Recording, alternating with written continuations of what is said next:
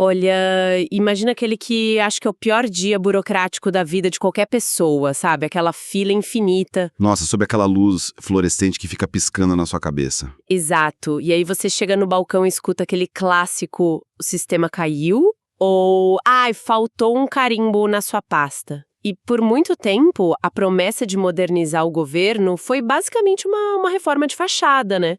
Pegavam aquele formulário de papel amarelado e transformavam num PDF na tela, né? Uhum. Só que a burocracia, a lentidão, as idas e vindas, tudo isso continuava lá. O problema só brilhava no monitor agora. Mas, assim, e se o governo não precisasse mais de um humano para ler o seu papel? É aí que a coisa muda de figura. Sim, e se tivesse, tipo, um gerente de projetos invisível ali nos bastidores, cruzando dados de 3 ministérios diferentes e resolvendo o seu problema em, sei lá, 3 segundos, sem você nem pedir. Olha, isso é o que a gente chama de transição do estado passivo para o estado ativo, sabe? É sair daquela ideia de focar em só automatizar uma tarefinha isolada e passar a orquestrar um resultado completo. E o mais maluco é que isso não é mais ficção científica, já está rolando. Pois é. Bem-vindas e bem-vindos a mais essa nossa análise profunda de hoje. E a nossa missão aqui é explorar um relatório que acabou de sair, agora em abril de 2026. É um estudo conduzido pelo Fórum Econômico Mundial em colaboração com a Capgemini. Eles mapearam algo que estão chamando de IA agêntica, aplicada lá no setor público. E o argumento central deles é bem direto.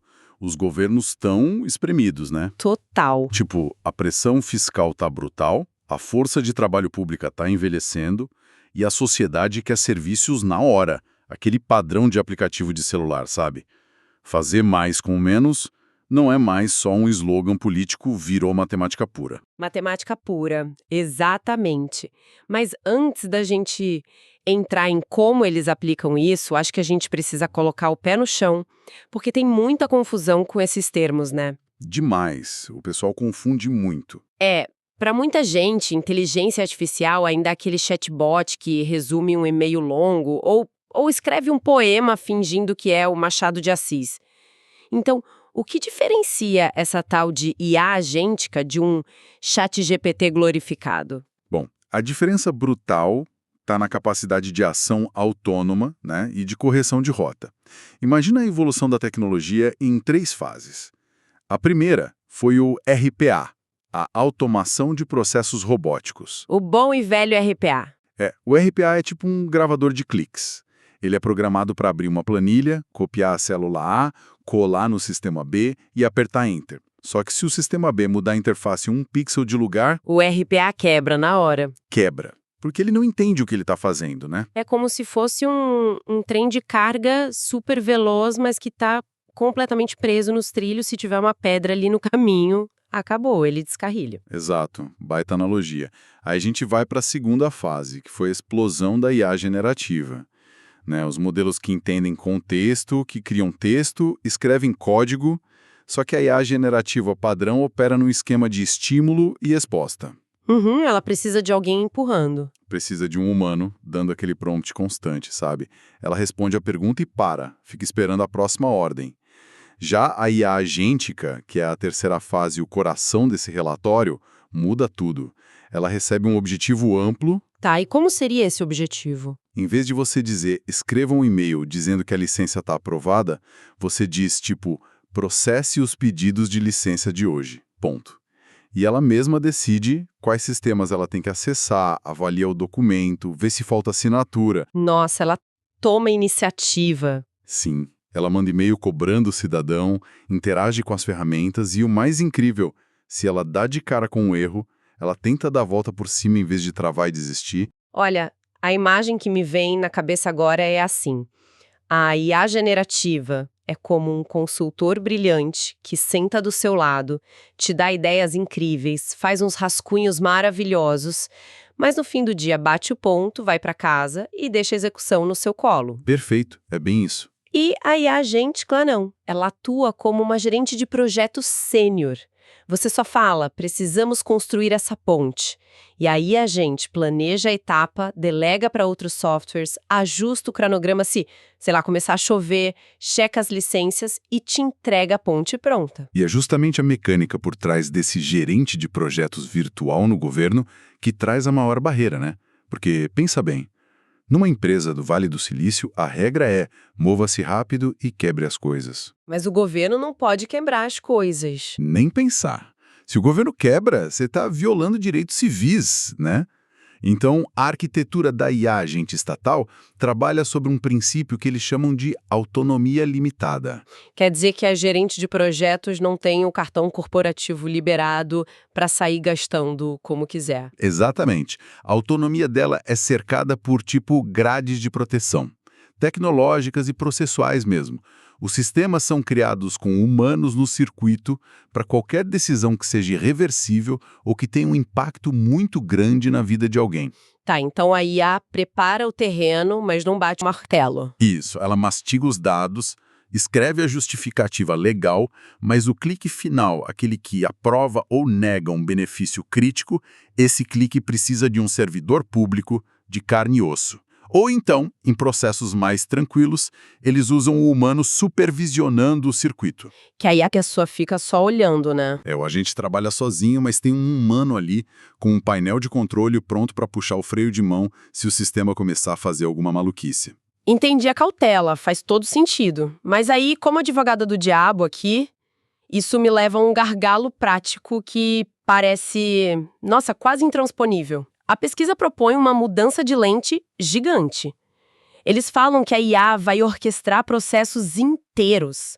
Mas a forma como a gente enxerga o governo é baseada em caixinhas super rígidas, né? As famosas secretarias isoladas.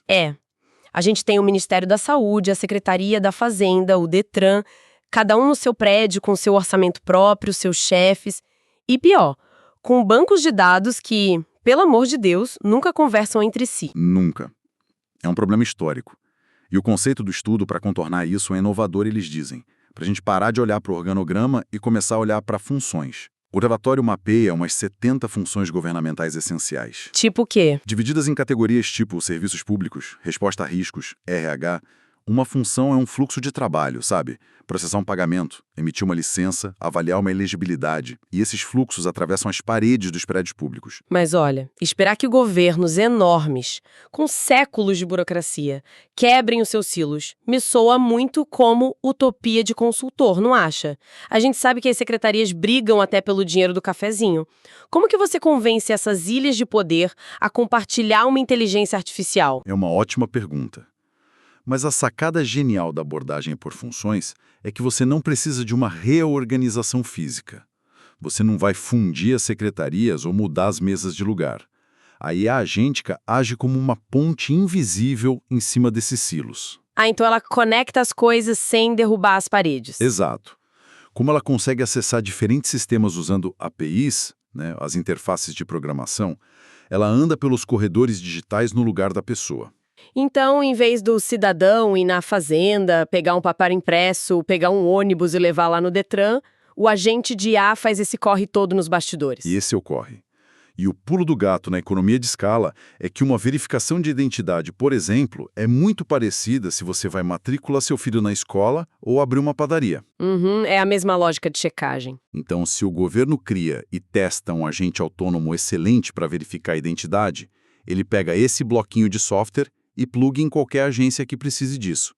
Acaba com aquela loucura de cada departamento gastando bilhões para inventar a própria roda. Certo, o cenário é incrível. Mas assim, se essa ponte invisível é tão boa, por que não plugar o governo inteiro de uma vez? O dinheiro público é super curto, né? E se um projeto bilionário de TI der errado, é suicídio político. Como que a pesquisa fala para sequenciar isso? Onde começar? Eles criaram uma matriz muito boa. Eles cruzam o potencial de valor gerado com a complexidade de implementação.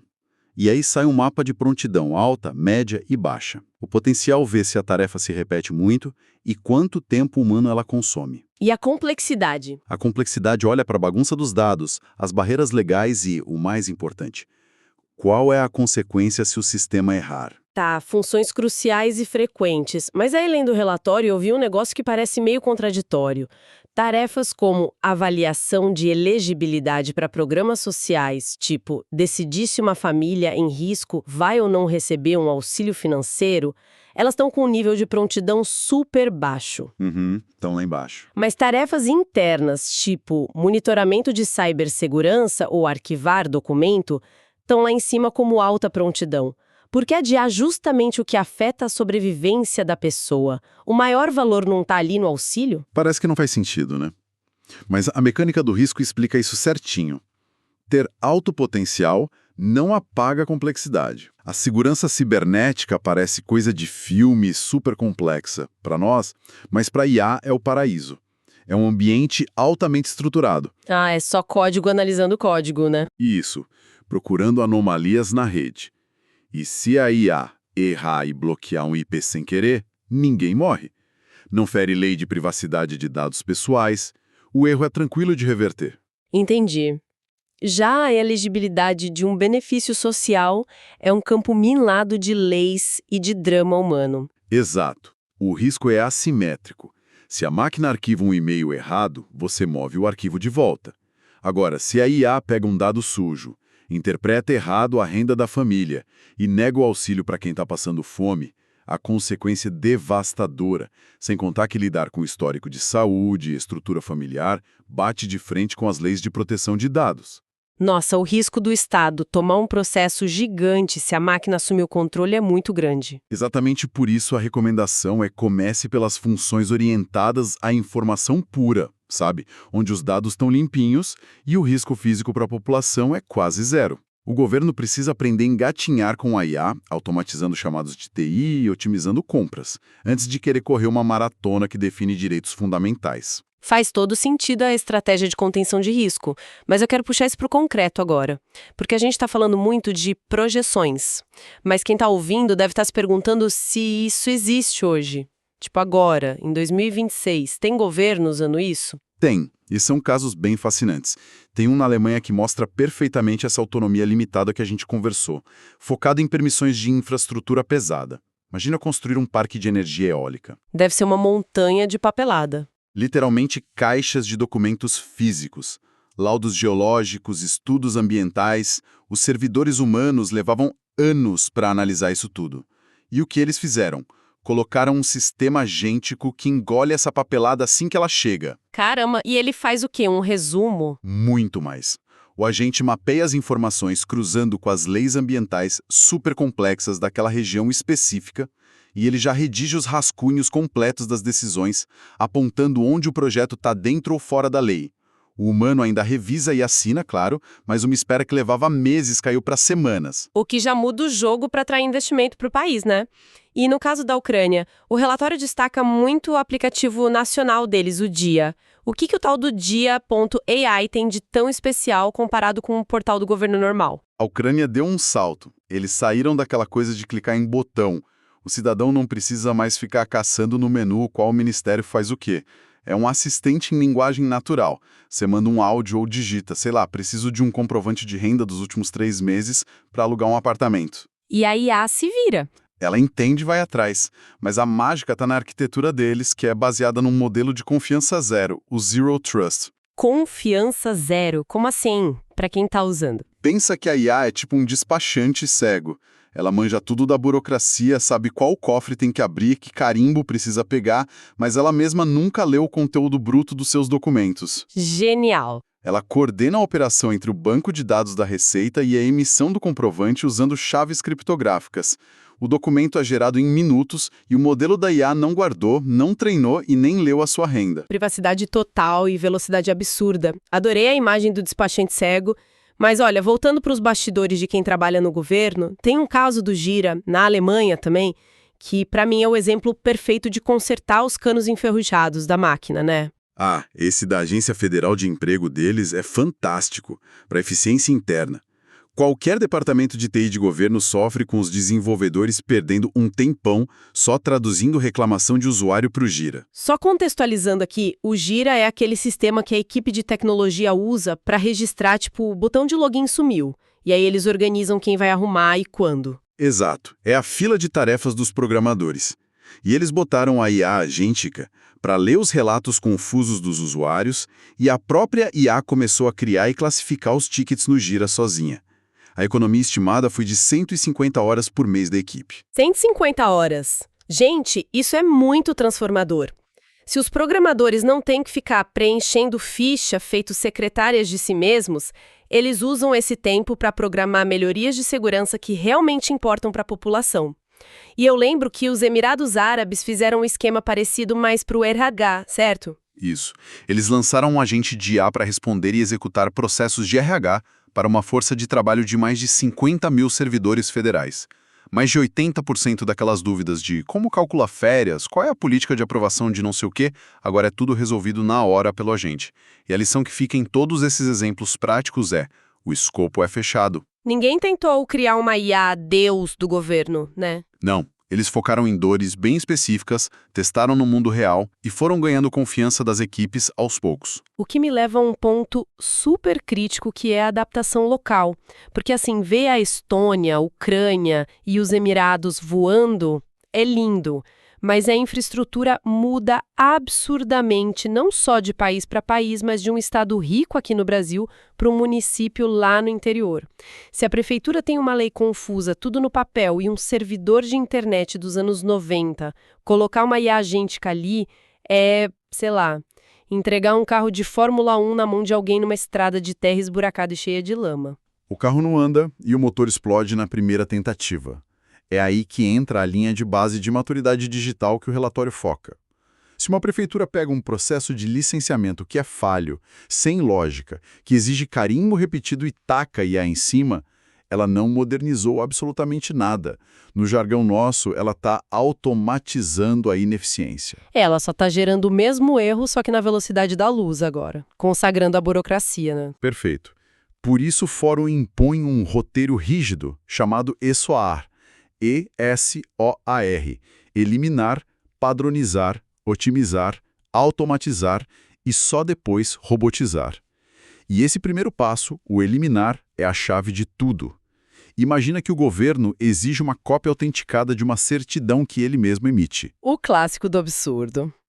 O instinto seria treinar a IA para ler essa cópia mais rápido, né? Exato. Levados pelo hype tecnológico, quando a solução verdadeira é só eliminar a exigência do papel, porque o dado já está com o governo. A IA não pode ser band-aid para processo ruim. E eu vi que tem outros buracos nessa estrada de terra. A sustentabilidade é um bem grave. Rodar esses modelos gigantes bebe muita energia elétrica e água para resfriar servidor, né? O governo tem que colocar na balança se o custo ambiental compensa a tarefa. Com certeza. E tem um outro risco silencioso que é a dependência institucional. Pensa bem, se uma cidade delega o cálculo do IPTU todo para o agente autônomo, o que acontece daqui a 10 anos se o sistema der um pane e nenhum funcionário vivo lembrar como se faz aquela conta no papel? Nossa, é a perda da memória muscular da administração pública. É o desafio de equilibrar a terceirização do esforço mecânico sem perder a capacidade humana de auditar o trabalho. Por isso a tática é comece pequeno. Pegue um projeto com risco legal baixo e que melhore a eficiência interna. Um sucesso palpável que poupe dinheiro é a única coisa que convence os políticos a liberarem verba para os saltos mais complexos. É puro pragmatismo institucional mesmo. Olha, para a gente sintetizar o panorama inteiro que a gente mergulhou hoje, a grande revelação é que a gente está vendo nascer o que o estudo batizou de Estado agêntico. A gente está deixando para trás a era dos bancos de dados que ficavam lá parados esperando um humano ir pescar a informação. E estamos entrando na fase onde os sistemas sacam a necessidade sozinhos, coordenam as ações cruzando os departamentos e entregam o serviço pronto. E o impacto cascata disso na essência de quem é o servidor público é gigante. Se a máquina engolir toda a parte repetitiva e mecânica, a natureza do trabalho no governo sofre uma mutação absurda. É o fim do carimbador de papel, né? Total. Pensa na rotina do cara hoje, afogado em protocolo. Se a IA tria rápido, cruza a lei e redige a base da decisão, o que sobra para esse funcionário fazer? As exceções. Sobram as exceções, as ambiguidades e o atendimento àquele cidadão em extrema vulnerabilidade, que não sabe usar um celular ou tem um problema tão único que o algoritmo não entende.